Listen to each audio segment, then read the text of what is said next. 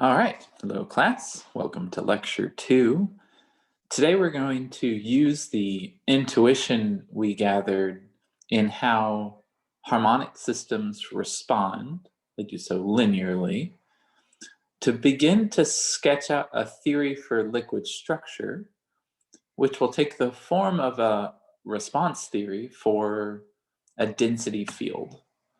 That is to say that we're going to try to predict the structure of a liquid, say, by asking for how a density field responds to a perturbation, this perturbation eventually being the introduction of a tagged particle into that field.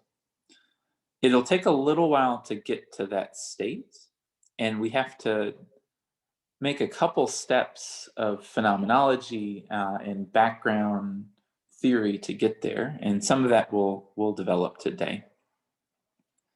So today's lecture will concentrate on both some phenomenological statements of density fluctuations in dense systems, as well as some mathematical results that lets us anticipate its structure.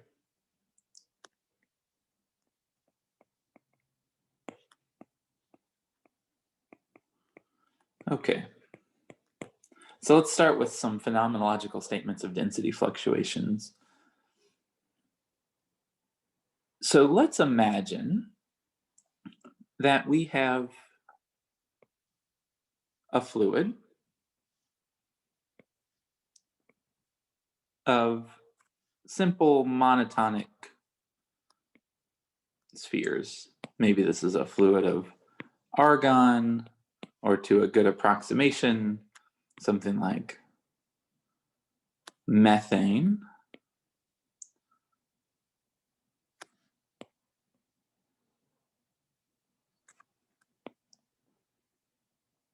Ooh, that's no good.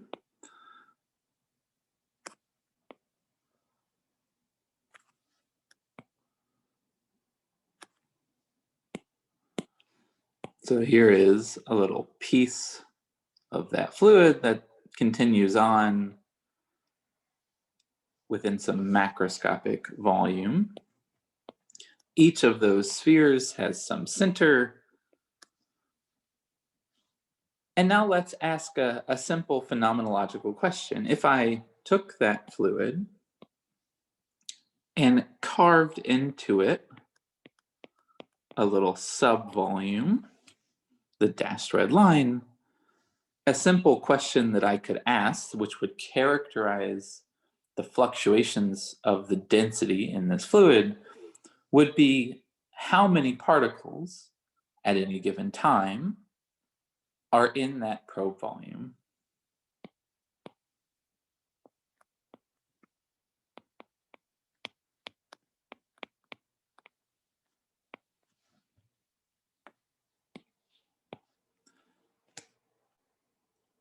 So visually, that's a simple question to answer. In this case, there's clearly just one. And to make it a little more precise, what I really mean by in the volume is that that center lies within that dashed radius. What we want to try to understand are what are the fluctuations of that occupancy. How do the number of particle centers in that probe volume change? What is their mean? What is their variance? And what we will find is that to a good approximation, those fluctuations are Gaussian. If we have a Gaussian random variable, as we saw in the case of the harmonic oscillator, this will lend itself naturally to a linear response framework. All right, so that's the cartoon. We could quantify the number of particles in this subvolume by introducing a variable n of v.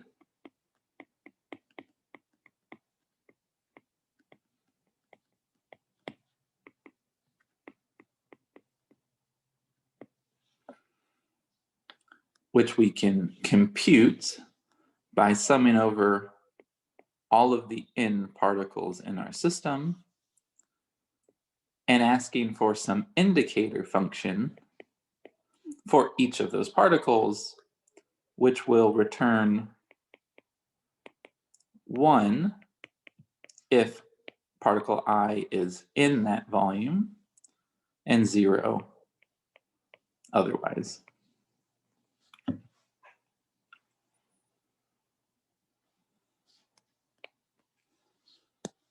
So if we know the location of that particle, it in this case being at position Ri, this function h will return 1 if it is in that dashed line. So now we have a microscopic definition of that occupancy variable, this n sub v. We can then begin to interrogate its statistics. For example, on average, n sub v, the linearity of averaging means that as I take the average of the sum, that's the same as the sum of the average. And if all particles are the same, I will have n factors of just the expectation value of this little indicator function. Now that indicator function is a binary variable. It returns 1 if the particle is in the volume and 0 otherwise. It is always the case that binary variables, when averaged, have interpretations as probabilities. So really, this is the same as saying that the average occupancy in the probe volume is n times the probability, call it p sub naught, that a particle is in that volume.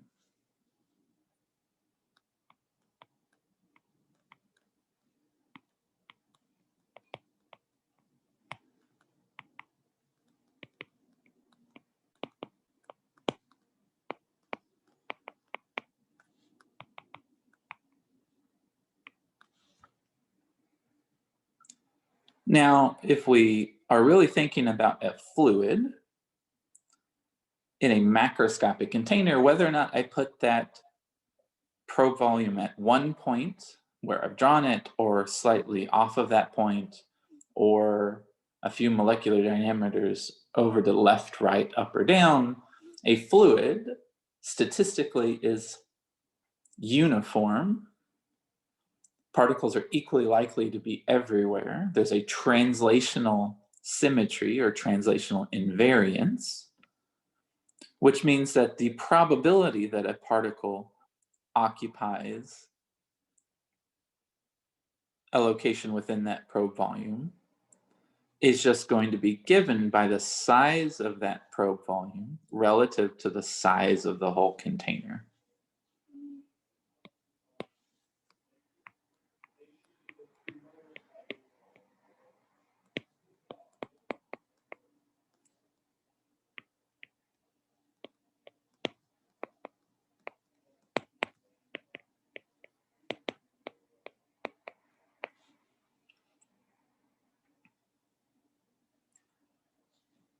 Now, observe that if given that translational invariance that the particle is equally likely to be anywhere, so it's such that the probability of finding it in this probe volume is just given by the extent of that probe volume relative to the total system volume, substituting that probability in to the average number in that probe volume, we find n over big V gives us, of course, rho times little v, where this rho is the bulk density.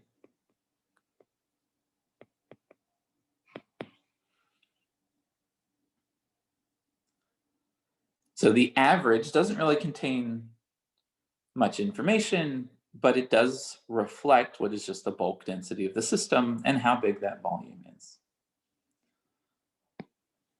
Note that that is true independent of any assumptions as to what that fluid is other than it's isotropic. So this could be a dense fluid, could be a gas, Doesn't really matter.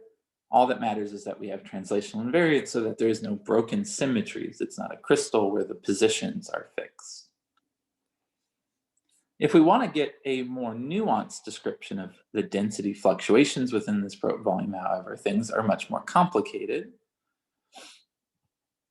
due to the fact that, as you can see in the picture, if I put a particle, say, near the center of that volume, it will occupy some space, restricting the available configurations in its vicinity.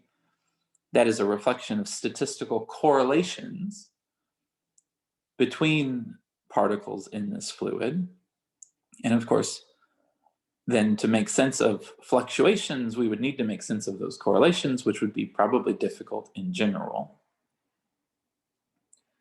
So before we get into that, let's take a limit where, unlike how I've drawn it here, the fluid is actually very dilute, such that we can, to a good approximation, assume that the particles are uncorrelated.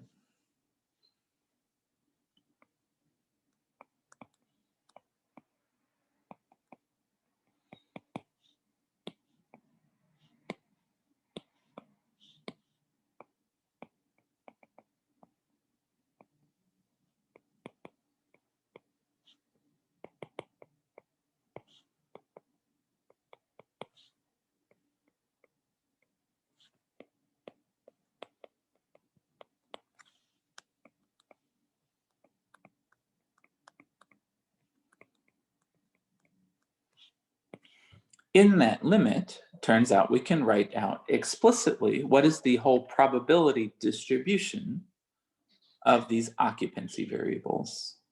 The probability of finding n particles in our little volume V is going to be given by the probability of finding one of those particles in a volume raised to the NV times 1 minus the probability of having n minus NV particles in that volume. So if I'm asking for NV particles in the volume, the probability that all NV are there is just the probability that one is there raised to the NV. If I have n total particles in my system, there is therefore a probability that each of those are not in the volume, 1 minus P naught. And then this specific way of counting, of course, determines a pattern. I've picked specific particles to either drop in the volume or not, and there's a permutation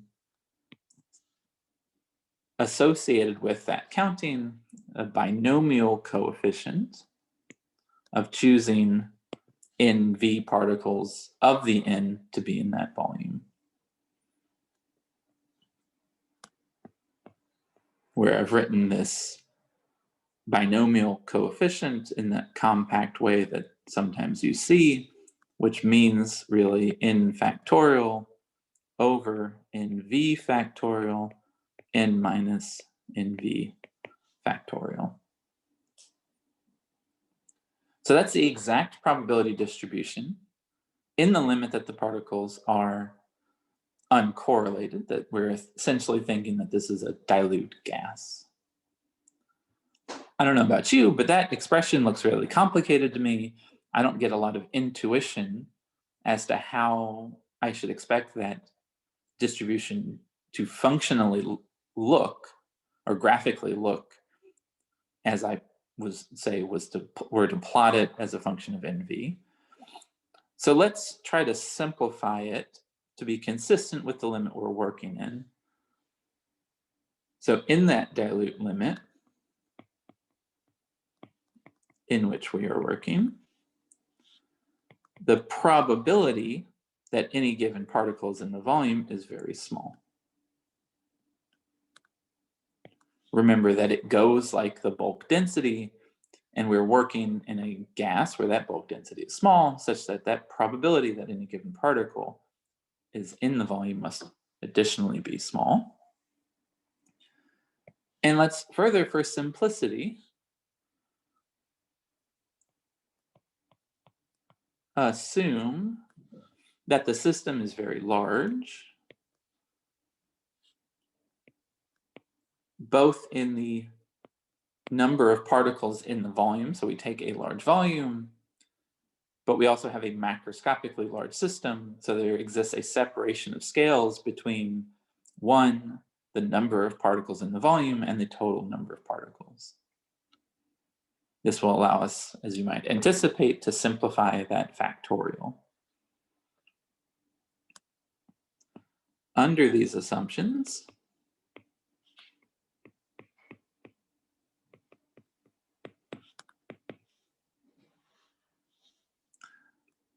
the factor 1 minus p naught raised to the n minus nv can be exactly rewritten as e to the n minus nv times the log of 1 minus p naught. That's just utilizing a property of the exponential function. Now, in the limit that p naught is much, much smaller than 1, log of 1 minus a small number is minus that small number. So to a good approximation, this is minus n times nv times p naught. And in the limit that n is much, much larger than nv, that term in the parentheses will be dominated by n. And now look at what I found. N times p naught is exactly the average value of nv. Okay, that's one simplification. Our exact probability distribution had that term and had that binomial term, so let's go ahead and use Stirling's approximation to simplify the factorials.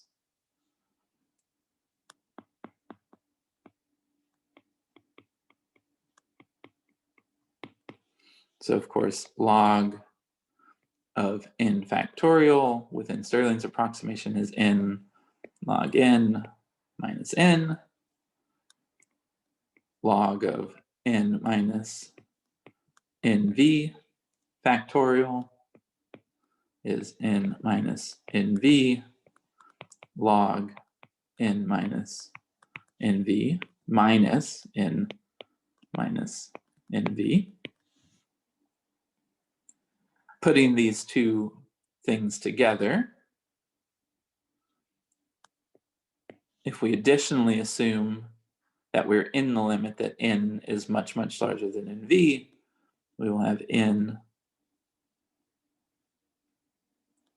log n minus nv log n minus n for that term.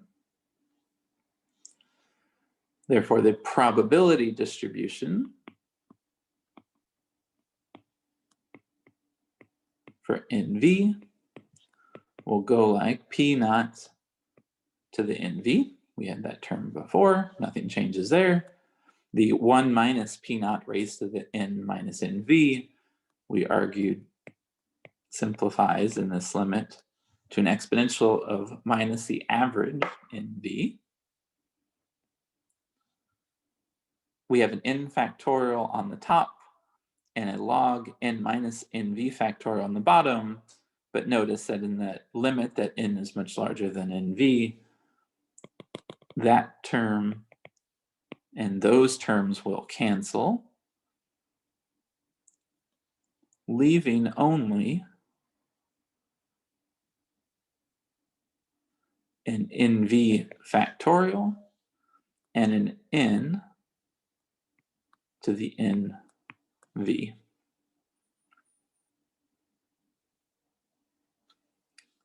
Simplifying just a little bit further, p naught to the nv times n to the nv is again the average. of NV. So we have average NV raised to the NV, e to the minus average NV, all over NV factorial. This is the so-called Poisson limit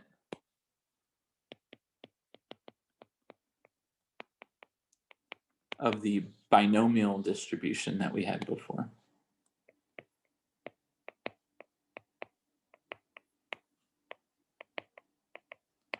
The binomial distribution was our exact accounting of these uncorrelated statistics, and in this appropriate limit, we result in Poisson statistics. So for small nv, this is going to look exponential, but as nv, average nv, gets larger, it will approach a Gaussian. And one could plot this to show that progression.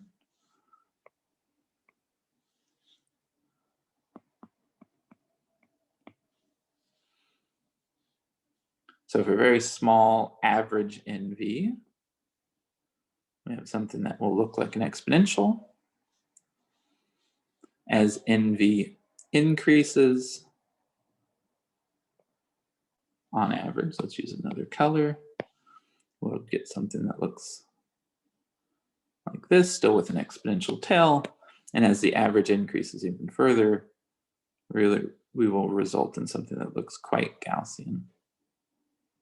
So there's an additional Gaussian limit to the binomial distribution.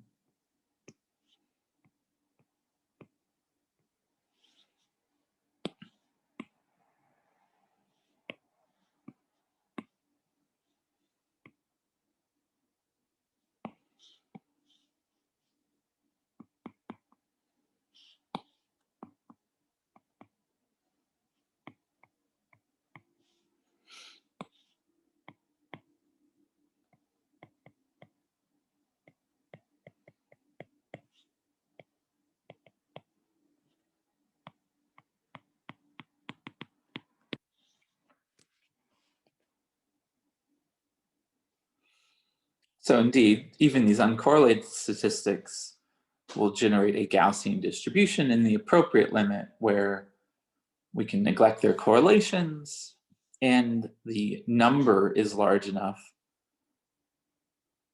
on average.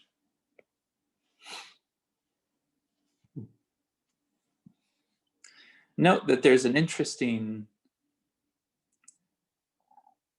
relationship between these density fluctuations and some intuition you would have from thermodynamics. So if you remember that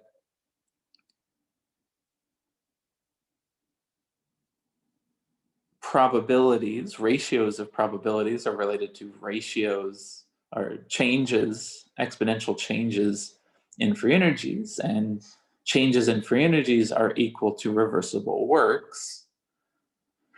If we note that for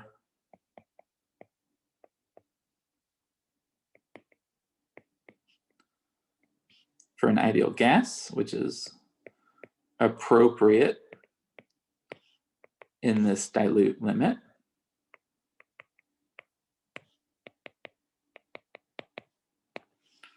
that we have an equation of state that rho is equal to beta, the pressure, such that the average of NV, which was little v times rho, could be written as beta P times little v.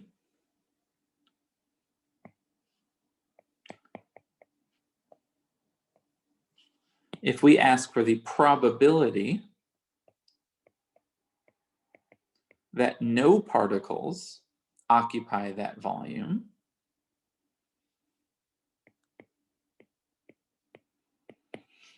so the fluctuating variable NV enters in the factorial, and in the exponential of the average in V. Plugging both of those to 0 returns 1. So we have e to the minus average of NV, which is, we've just found for this dilute fluid, minus beta P, times V,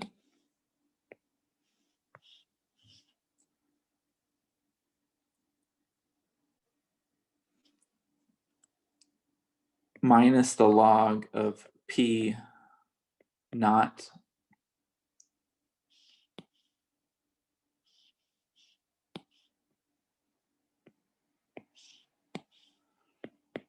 is going to be equal to the reversible work to then empty that volume, which we've just found is what we might have expected, the pressure volume work associated with emptying a gas from a volume.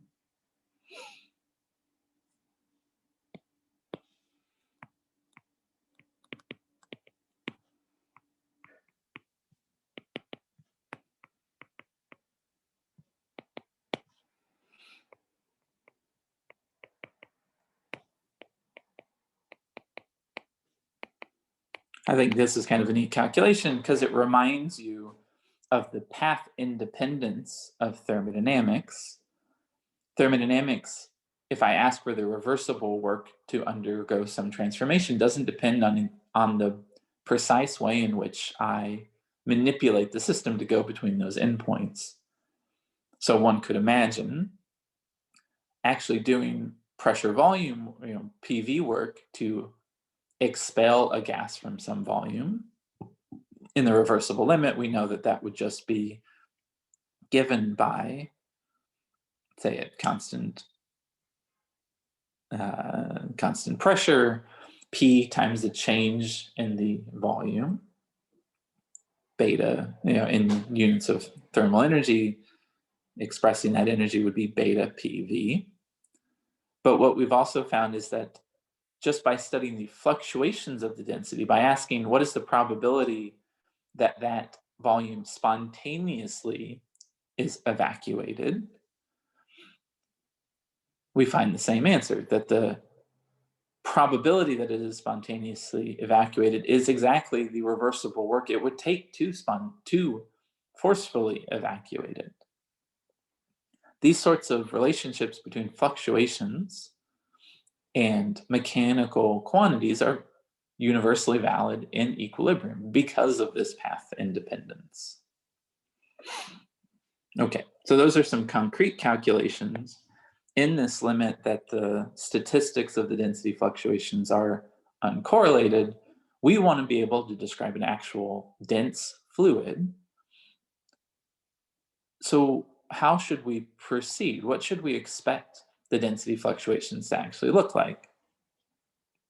Well, absent any formal intuition, which we've not really built up, we could try to empirically understand that. And we can do that by running a simulation. So that's what I've prepared here.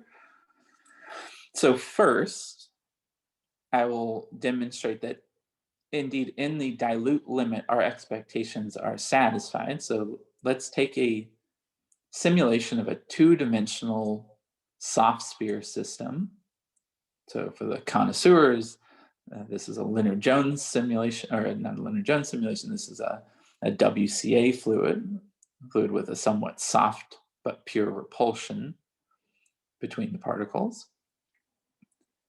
And I will work in a density which is small enough that to a good approximation, the density fluctuations will be uncorrelated. And we can ask if the distribution of the occupancy in some probe volume agrees with our formal result of these binomial distributions we just wrote down. Okay, so let's do the simulation. This is a density, I think, specifically of 0.06. We'll do 25 particles. I've illustrated the probe volume there in light blue, and I can just evolve the molecular dynamics, which allow for collisions between these particles Note, as usual, this is embedded in periodic boundary conditions. On the left there is the cumulative distribution of the occupancy, the number of particles in that probe volume, averaged over the course of the simulation. And that histogram fluctuates as we keep accumulating statistics. You can see that it is well peaked at this density and for the size of a probe volume, with an average of between 2 and 3. The red line that I've just plotted there is our predicted binomial distribution, which you can see agrees pretty well with that empirical distribution we just evolved over a pretty short simulation. If we were to converge these statistics even better, this agreement would really be very perfect.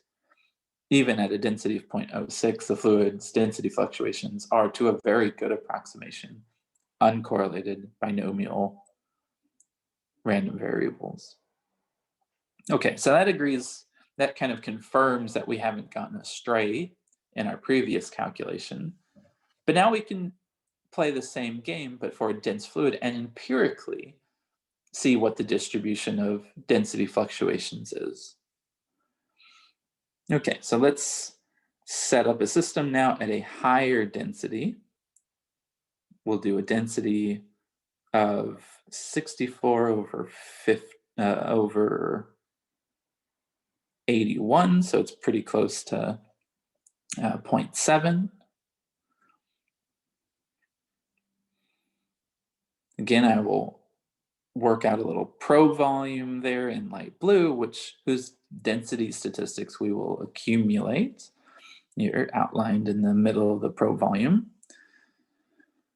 Again, just evolving molecular dynamics, allowing for these repulsive collisions between these soft spheres.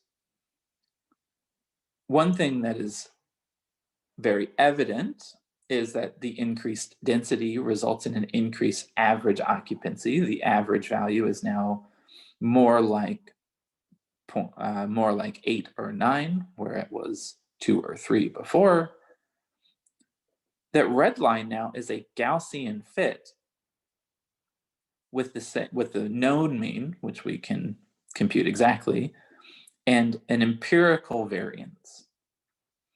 So that, to a very good approximation, is actually a Gaussian distribution. In fact, you could run much longer simulations over a whole host of different probe volume sizes, and what you would find empirically is that, to an incredibly good approximation, as long as the probe volume is large enough to allow for a handful of particles to occupy it, that the statistics of density fluctuations, even in this highly correlated, strongly interacting, those are infinite repulsive interactions between the centers of those spheres, nevertheless, the distribution of density fluctuations is Gaussian to a very good extent. Given it's Gaussian, we will, if we can really rely on the fact that those density fluctuations are Gaussian, this will let us essentially paint a fluid as a harmonic system, imagining the density field is a Gaussian random variable, which will admit the simple sorts of analyses that we illustrated in the first lecture for the harmonic oscillator. We'll be able to get response relationships, understand fluctuations, at least near their means. So we will develop that in the next couple lectures, but before we go there, I want to spend the rest of this lecture trying to understand why it would be that the density fluctuations would be Gaussian. Is there some special property of the specific fluid that makes its fluctuations Gaussian? Or should we expect that most systems would have Gaussian density fluctuations? It turns out to be the latter, and there is a really good mathematical reason for this, and that's what we'll explore now. in the context of a very important mathematical result in the study of statistics, we will discuss the central limit theorem.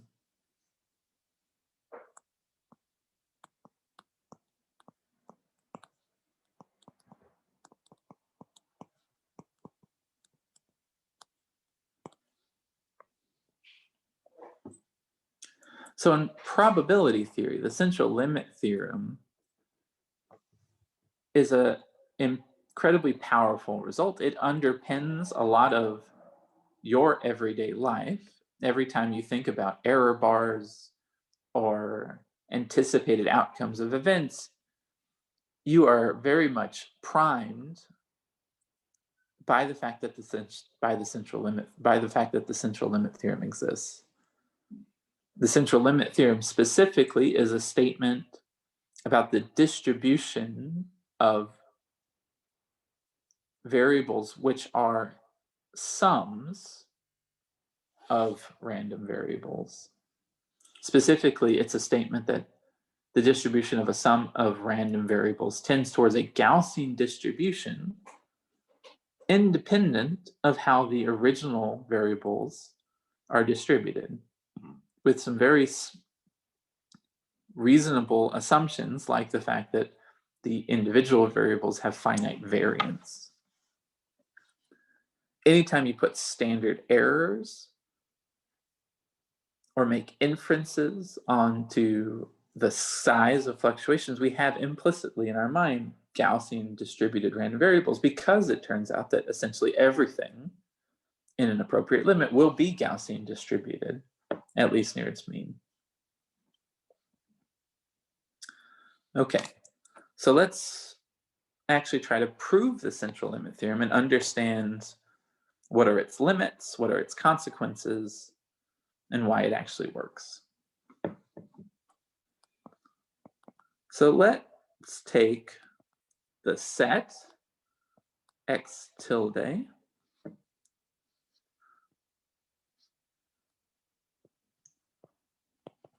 be a set of correlated random variables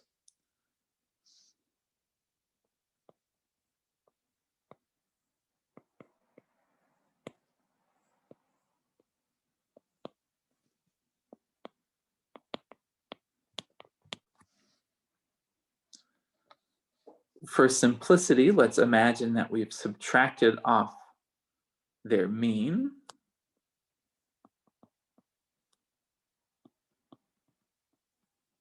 and that they are statistically identical. And let's imagine that we know the extent to which they are correlated, that they are correlated over a domain, call it R.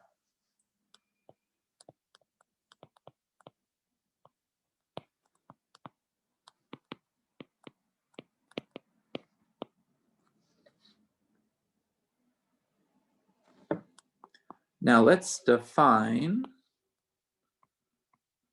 a random variable capital X, which is given by a sum over those correlated random variables, of which there are n tilde. It is the statistics of this capital X quantity which the central limit theorem will have something to say. Now let's rewrite this sum as a sum over uncorrelated variables. And we can do that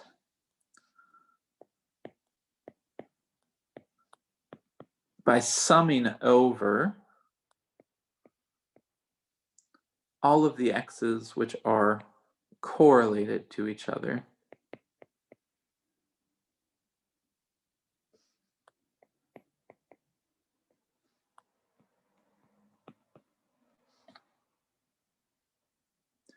So we'll factor out the part of the sum that is correlated and introduce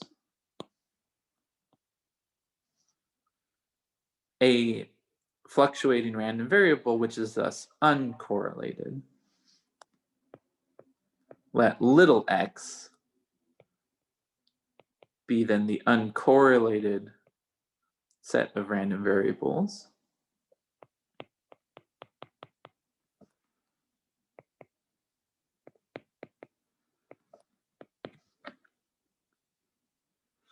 Such that now I can write big X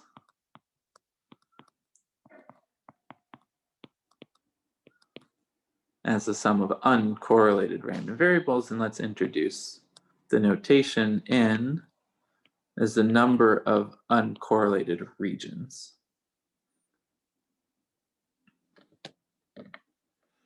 Okay, so this is just one little step to ensure the generality of our result, even if we start with variables which have correlations, as long as those correlations have finite extent and the number of terms in the sum is large enough to accommodate that, I can write down any extensive fluctuating variable as a sum of its independent, uncorrelated components.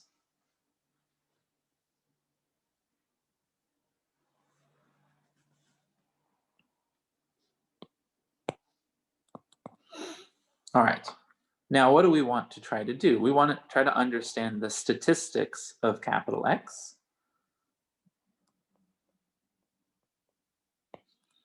which would be encoded in, for example, its probability distribution. So how can we compute the probability distribution of capital X? Well,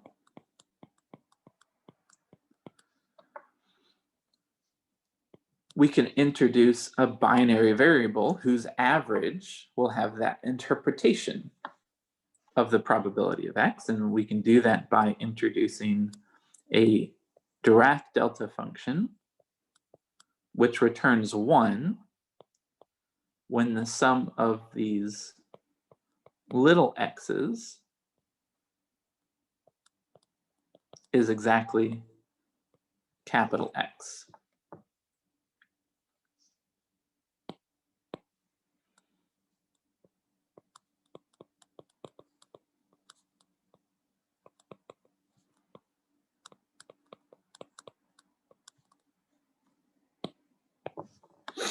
So that's a handy mathematical representation of a probability distribution. It's an average of a binary variable. In this case, capital X is a continuous quantity, so it'll behoove us to define a binary variable that works on the space of continuous variables, like a Dirac delta function. Now, a Dirac delta function is not a super easy function to manipulate. It is either 0 or 1 and discontinuously varies between the two. And so let's represent that delta function with its Fourier representation. That is, a delta function can always be written as an integral over a conjugate quantity, a Fourier conjugate quantity k to the fluctuating variable x,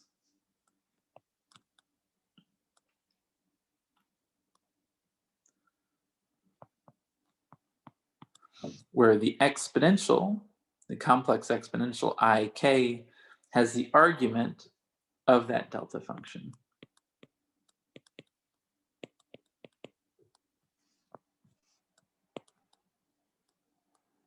And this is, of course, all still under the averaging operation.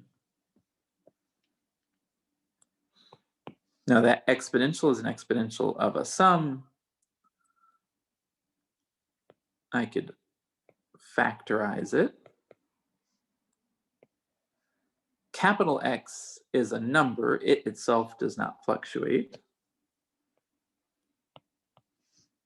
The little x's are the random variables which undergo fluctuations.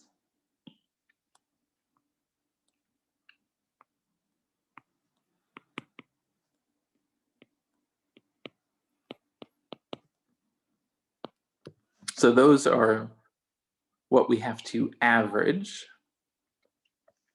Now, if all of those xi's are identical and distributed in the same way, which we have assumed to be true, that average of a sum will be a product of averages.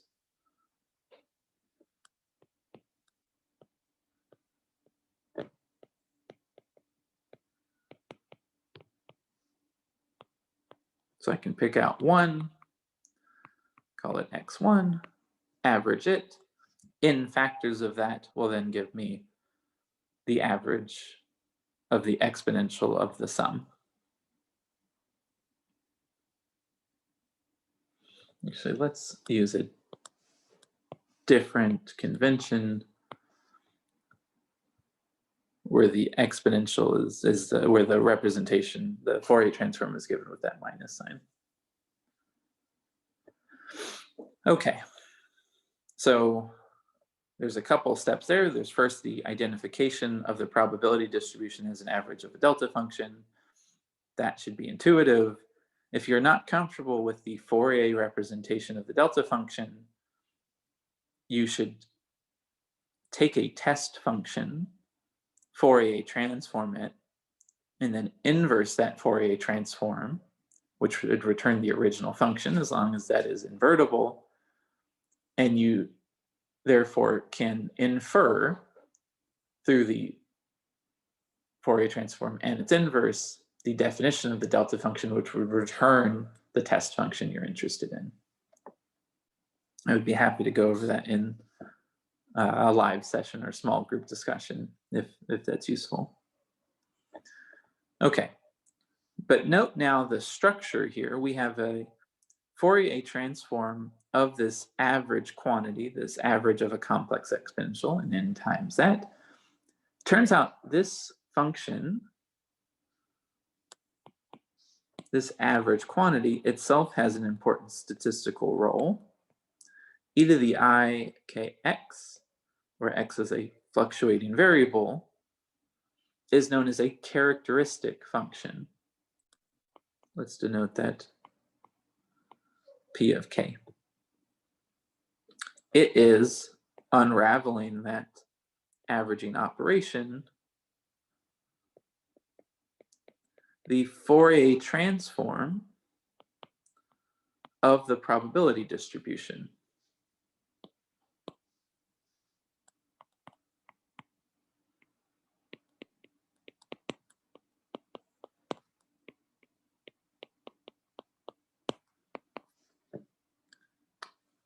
Because Fourier transforms are unique, it must be the case that the characteristic function, or the Fourier transform of the probability distribution, retains all of the same information of the probability distribution it has Fourier transformed, but just in a different way. And the way in which it encodes information on the probability distribution, in this case P of little x, is that derivatives of this characteristic function return moments of the distribution.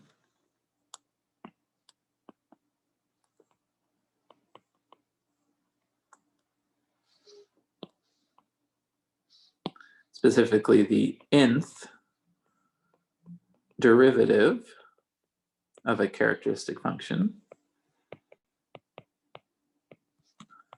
with respect to its argument k generates the nth moment.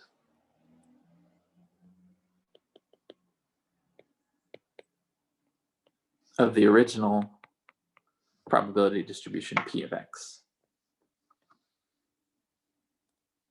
If I evaluate the characteristic function at 0, it returns 1. Average of 1 of a normalized probability distribution is just 1. That reflects the normalization of the probability distribution. If I take a derivative of p hat with respect to k is only in that complex exponential, it will pull down a minus x of 1, x1, the fluctuating variable, evaluated then at k is equal to 0 will give me I times average of x1, which we have asserted or defined to be 0 in this case. We could go further, giving myself a little room. Actually, I'll just do it on another line. The second derivative of that characteristic function evaluated at k is equal to 0 will pull down 2 factors of ix1. Averaging that then will give me minus, from squaring the I, the second moment of x1. So the mean is the first moment of that distribution. Average of x squared is the second moment.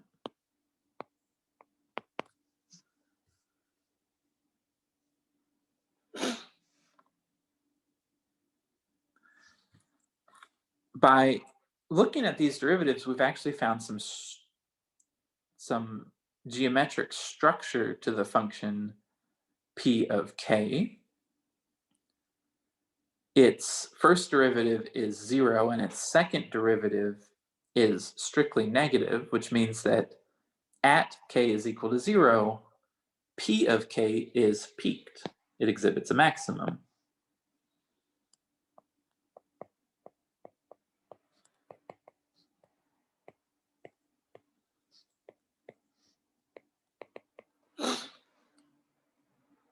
If p of k is peaked at k is equal to 0, p hat of k raised to the n, if n is large, is therefore strongly peaked at k is equal to 0.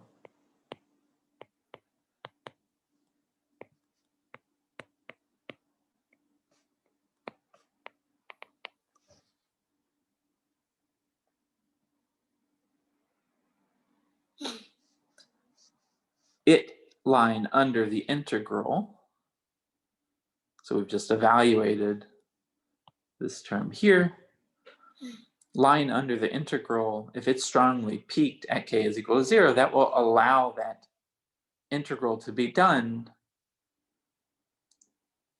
through a saddle point approximation, assuming that the integral is dominated by that strongly peaked part of the function.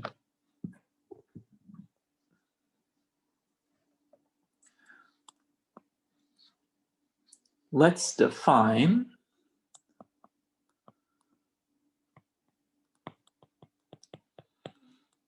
a little f of k as this peaked function p of k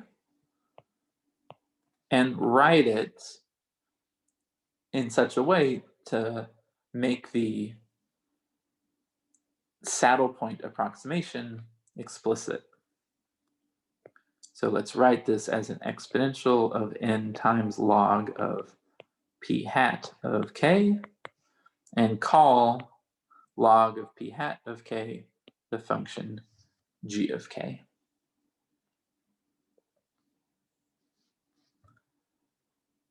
Turns out that log of p of k also has statistical significance. G of k being log of p hat of k is known as a scaled cumulant generating function or large deviation function.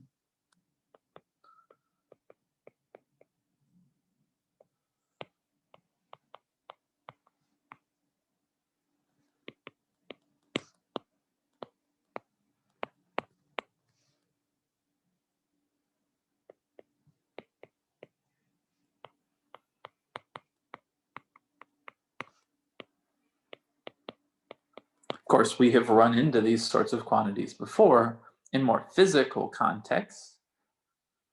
The log of a partition function is a cumulant generating function. If we factored out its scale, we would have a scaled cumulant generating function.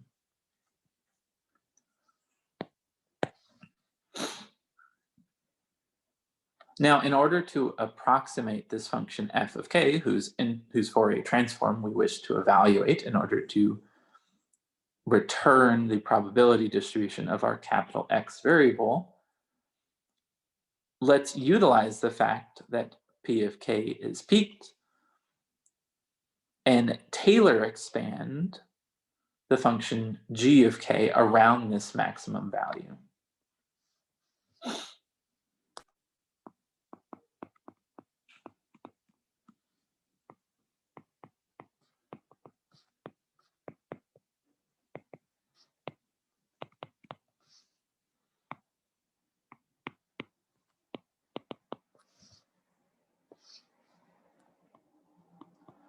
So g of k to first order, or to zeroth order, is just g of 0.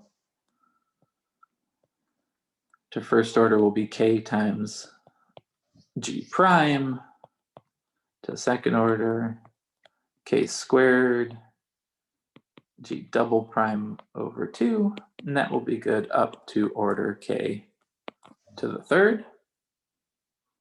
We need to understand what the derivatives of g are with respect to k. First, noting g0 is just 0.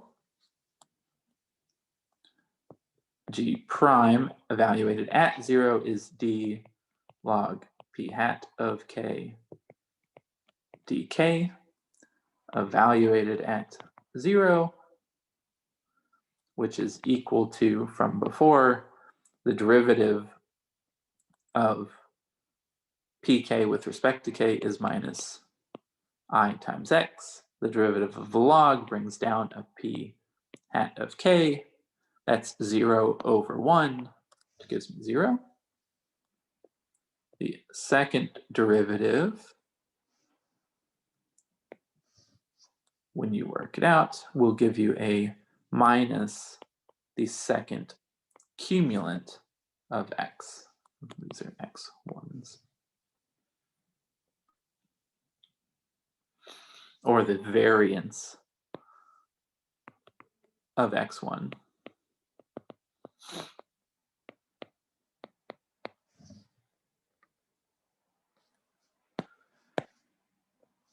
Putting this together,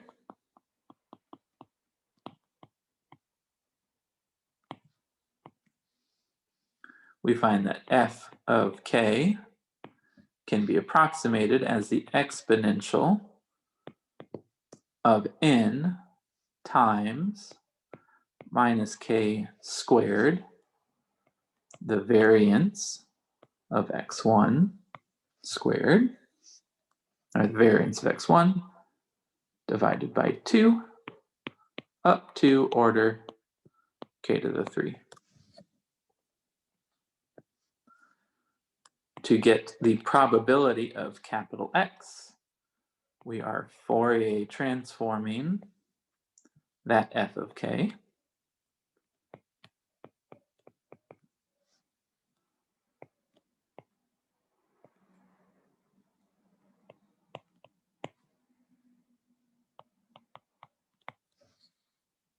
And a useful mnemonic for evaluating integrals of this form is that a Gaussian function is an eigenfunction of the Fourier transform operation. That's a really fancy way of saying that if I Fourier transform a Gaussian distribution, I will get back a Gaussian distribution. This also has the exact same form of integral 2 we noted last lecture. I have something which is an integral of a Gaussian function, this f of k, with a additional linear term with coefficients in this case of minus I capital X. So you can view the function f of k as a Gaussian distribution on the k's with a variance that is 1 over n times the variance of x1. This will give you an exponential. I'll get a x capital X squared, a minus, and a 2 times n times the variance of x1.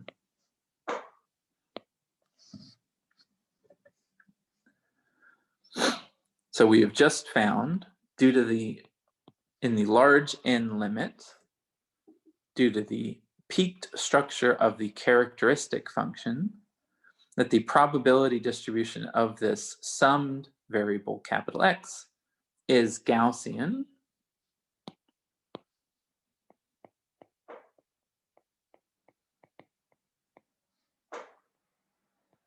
with, in this case, mean 0 and variance n times the variance of little x1. That, in fact, is the central limit theorem we have just shown with reasonable approximations, essentially that the underlying variables have finite variance and finite correlations. As long as n is large relative to the domain of those correlations, we should expect that the distribution on the x's is Gaussian.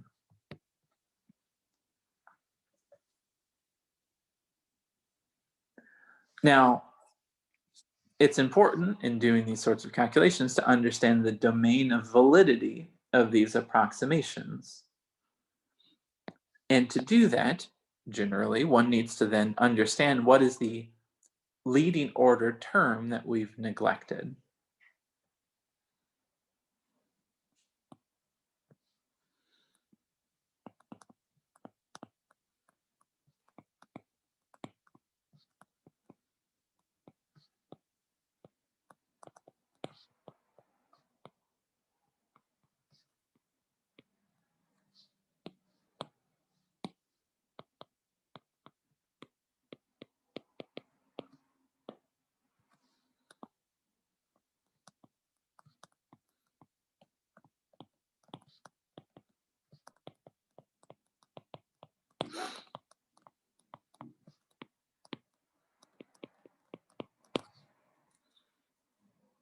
Okay, so the approximation we used to get an explicit form of p of x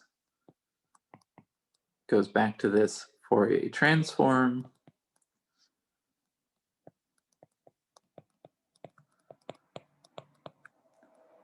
Having introduced this function g of k.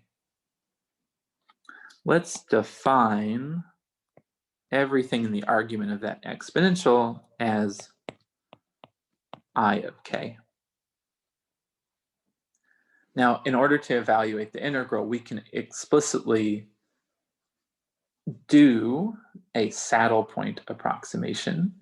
And to do that, we thus need to find the value of k that maximizes the function I of k.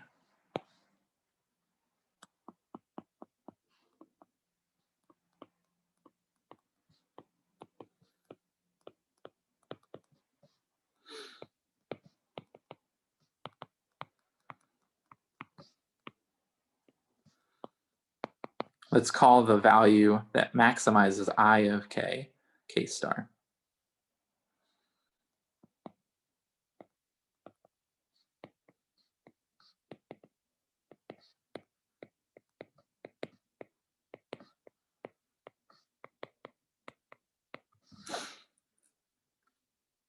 Okay, mathematically we know how to find that. We just differentiate I of k with respect to k and set that equal to 0. So one of the terms in I of k we can evaluate the derivative of explicitly. We'll get an I capital X. The other we have to write implicitly because we don't know in general the function g of k. But we know that its derivative evaluated at k star has to satisfy this relationship that it equals I times capital X.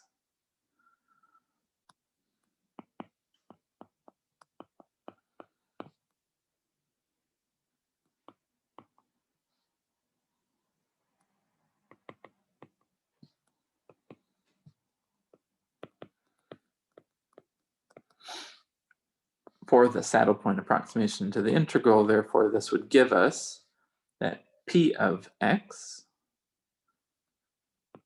is the exponential of minus k star x plus n g star g k star.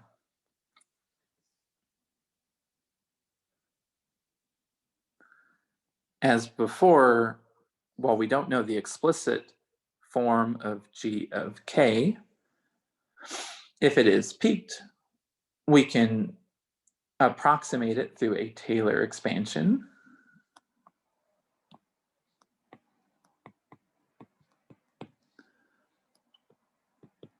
In order to understand the leading order correction, we need to evaluate this at a higher order than we have before.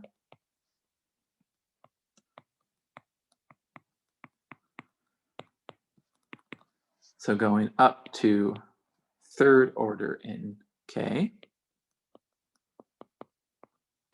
and thus including a third derivative of the function g of k.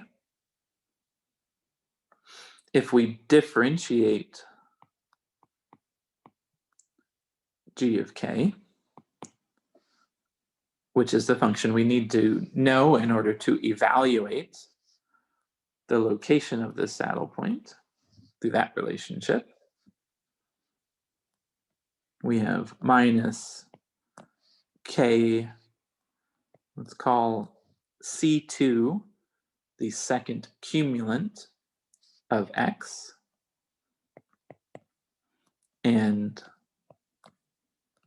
C3 the third cumulant.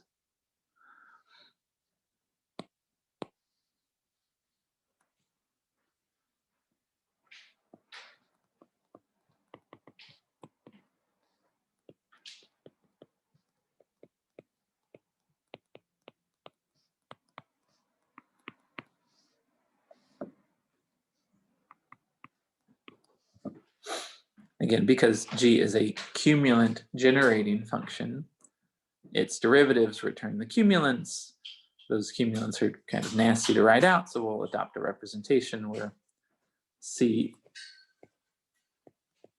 for example, is the variance, and C3 would then be the third cumulant of the distribution.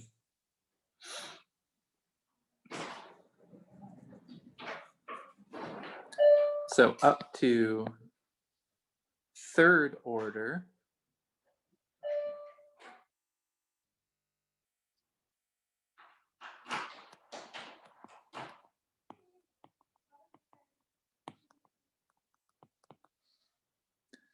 we have that ik, or ix over n, is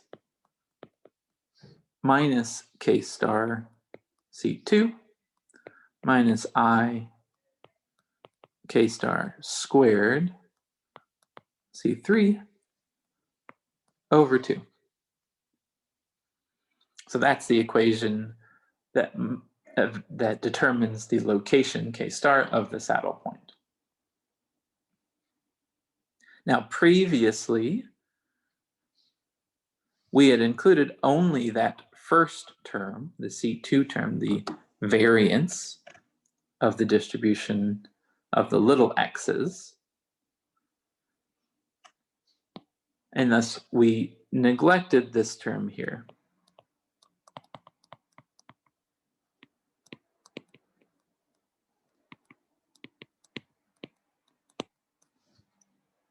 So that will be a good approximation when the term we've included is much, much larger than that term.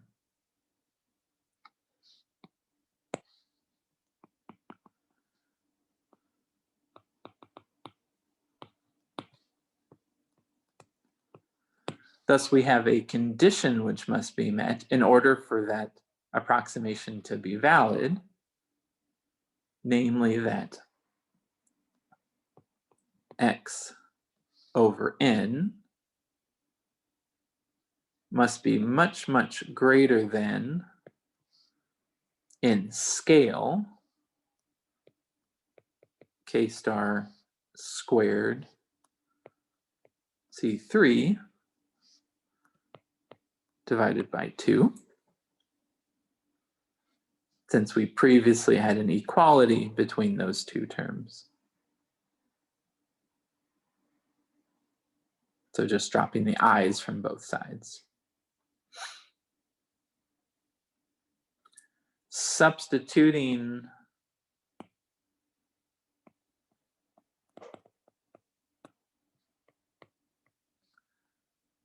our previous result that k star was equal to I x over n over C2, we can rewrite the condition as x must be much, much less than twice n C2 squared over C3. So for the truncation of our expansion of the cumulant generating function, for the central limit theorem to work, for sums of random variables to yield a Gaussian distribution, we are restricted at looking at values of that summed quantity, which are much, much less than order n. The prefactor for that order n scale fluctuation is determined by the ratio of the second cumulant to the third cumulant. So the shape of the distribution tells us how far into the tails of the distribution we can look before we should expect to see deviations from Gaussian statistics. A way of putting this is that P of x will be Gaussian up to order e to the minus n. As we start looking at extensively large fluctuations, we will start to see deviations from Gaussian statistics. That is another way of saying this, is that only fluctuations near the mean are expected to be Gaussian based on the central limit theorem. However, near the mean, with pretty mild assumptions, fluctuations should be Gaussian. The deviations from Gaussianity depend on the scale of the fluctuation we're looking at and the shape of the distribution of the underlying microscopic variables. If those variables are initially Gaussian distributed, they will have no third cumulant, so C3 would be 0, in which case I have a positive number over 0, which is infinity. The central limit theorem will always hold. most things are not identically Gaussian distributed, so we should expect to find these deviations at order n fluctuations away from the mean. You will, in your homework, work out a couple examples where the distribution of the little x's is known and what the full distribution of the big X is as a consequence. And note that there are, in general, deviations from the central limit theorem that occur on exponential scales. Okay, that's a bit of somewhat maybe opaque, complicated math. It is useful for two reasons. First, it gives you some intuition for how you manipulate probability distributions, how you make inferences into distributions of random variables whose statistics you don't know exactly. The first approximation will be to just assume that things are Gaussian, because everything is, at least if the number of components is large and the variances are finite, and you don't look too far away from the mean. The second is to, in manipulating probability distributions, we've run into characteristic functions, which are Fourier transforms of distributions, and generating, again, ran into generating functions, which provide low order measures of distributions of random variables, of the statistics of random variables, moments or cumulants. But for our purposes, this was important because this provides an explanation for why even in a dense fluid, density fluctuations are Gaussian. Essentially, the number of ways that the fluid can exist with some number n particles in the probe volume is really, really large. Even though there are hard particle constraints, even though they exclude volume and are correlated, the arrangements are large enough that near the mean you should expect to see Gaussian statistics.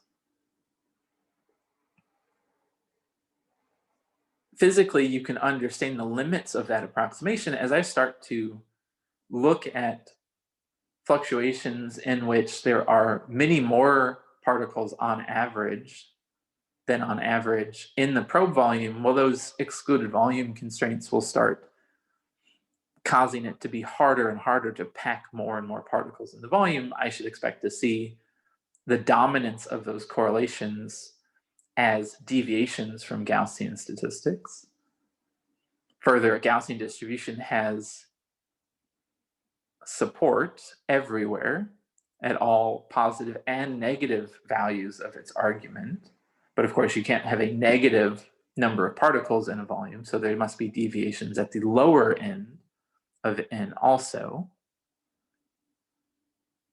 But for our purposes, we only require local knowledge of that distribution, that fluctuations near its mean are Gaussian, and this will let us then work out consequences of those fluctuations, like how the density field will respond.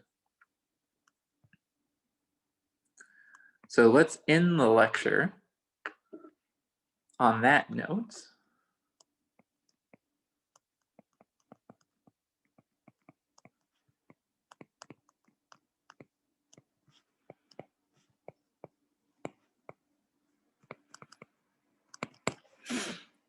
With a few words on how the density field will respond. So from the central limit theorem, if we have a large number of uncorrelated variables, fluctuations close to the mean will be Gaussian. So in the context of this fluid, we should expect, and indeed have empirically confirmed, that P of n of V will be Gaussian. It will have some mean, which through the translational invariance of the fluid we will know as being little v times the bulk density. And we'll have some variance, which must encode the correlations between the particles, all the complicated arrangements and constraints that they face in packing some number of spheres in a volume. So that's unknown. That will be a topic of inquiry we'll have to think about.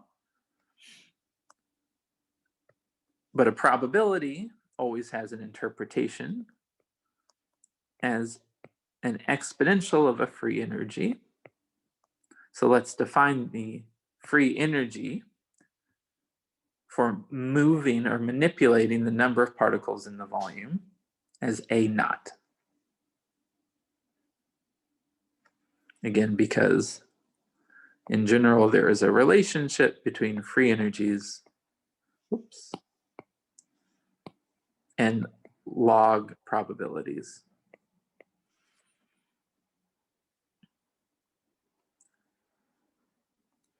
Okay, so we expect NV to be distributed in this Gaussian way, which defines, through the statistics of those density fluctuations, a free energy function of NV.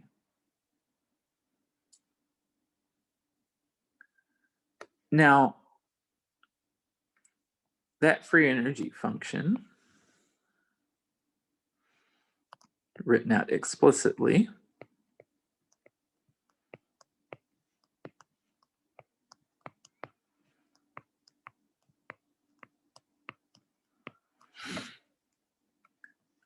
so the Helmholtz free energy, of course, is related to a work, the reversible work to do some transformation.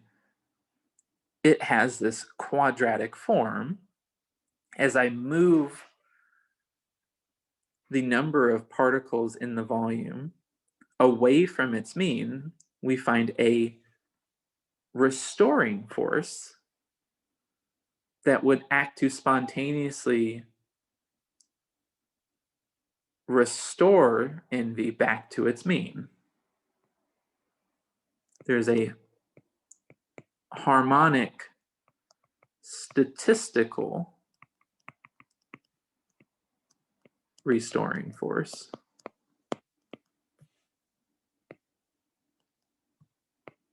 acting on this variable NV with a rest position of its average and a spring constant of the inverse of its typical scale of fluctuations, set by the typical scale of its fluctuations.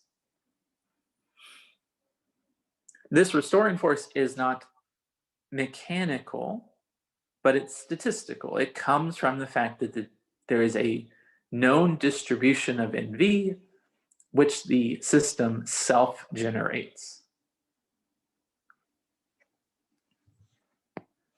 We can envision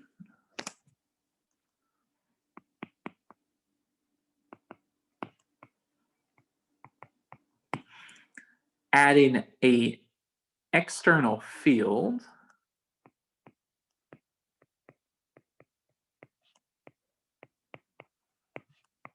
call it phi, that acts within the probe volume V in a way that is conjugate to NV, in a way that allows me to manipulate the number of particles in that volume.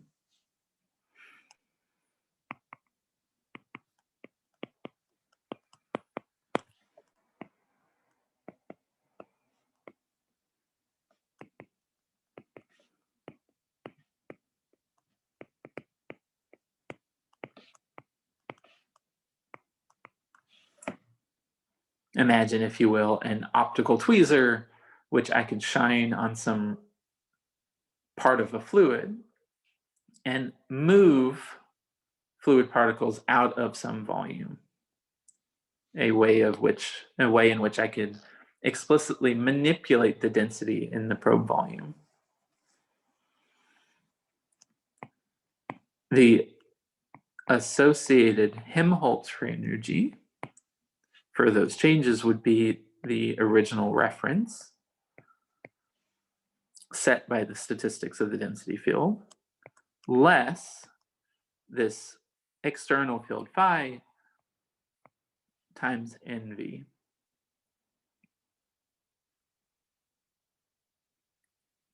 I have an initial harmonic variable, Gaussian variable, with a linear field.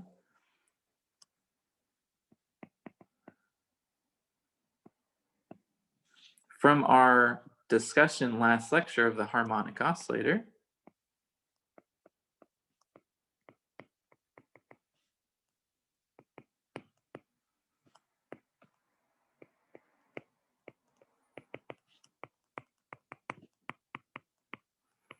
we know immediately how the average number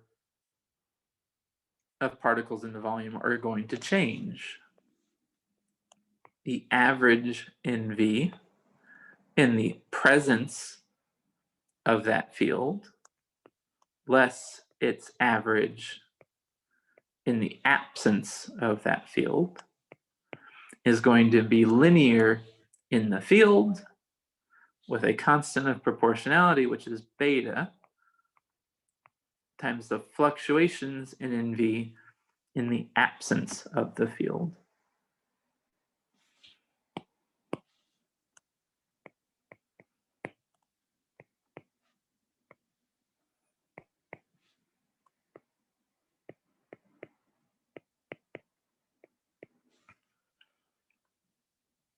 So the intrinsic scale of fluctuations tells me about the response of that variable to this applied field.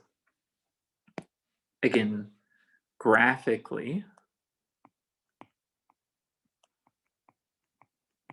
if we were thinking about this free energy function, initially it exhibits harmonic fluctuation, Gaussian fluctuations, a harmonic restoring force. If I add a field phi, I will change the initial, the mean number of particles in that probe volume away from its original value.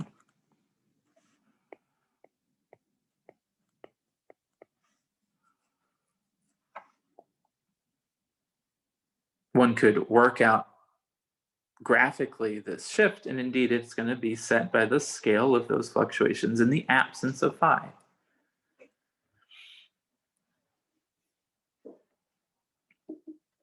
So again, we have a linear response relationship that lets us predict how this collective variable, the number of particles in this volume, will change under a perturbation, in this case an applied field that is conjugate to that density. This structure of response, coupled with the assumption that we can treat density fluctuations as Gaussian random variables, will then give rise to a theory of density fluctuations, which of course just encodes the structure of the fluid and how it might respond, say, to the inclusion of solutes.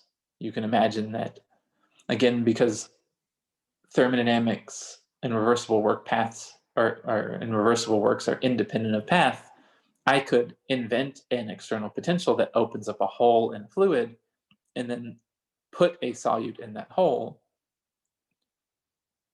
The thermodynamics of such a procedure must be identical to the, in terms of free energy changes, to what might happen if I actually allowed a solute to diffuse from one solution into that fluid that I'm considering. So these are theoretical tools that may seem a little abstract, but admit the calculation of things that we'll actually be interested in, like solvation and liquid structure. All right, so that's all I have for this lecture. I hope you all are well, and I'll look forward to seeing you in our small group discussions.